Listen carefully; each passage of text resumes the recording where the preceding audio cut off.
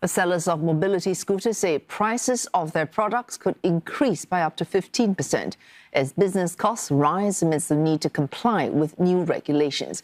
Currently, eligible seniors and people with disabilities can receive subsidies of up to 90% for such devices for medical use.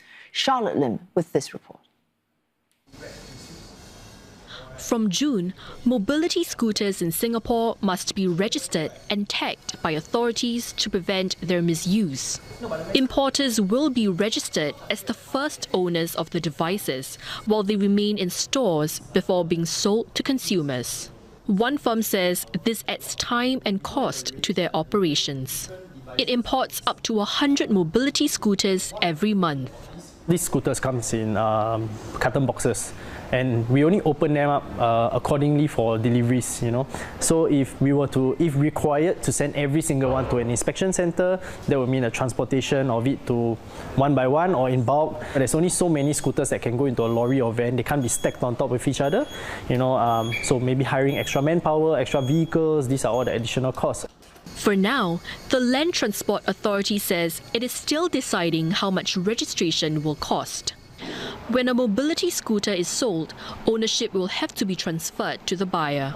This could come with yet another fee.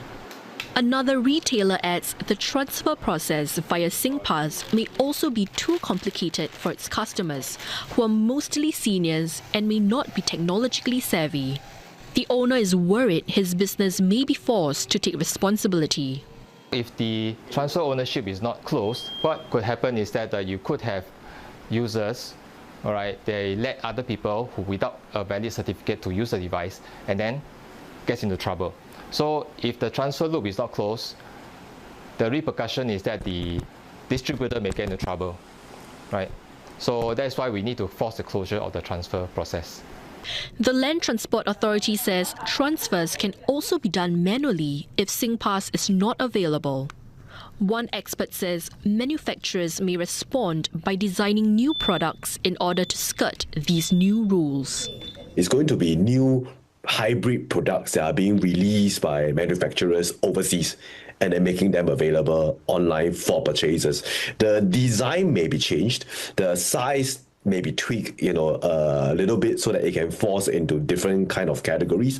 I think we will be able to see some of these hybrid devices that are designed to overcome some of the restrictions here locally.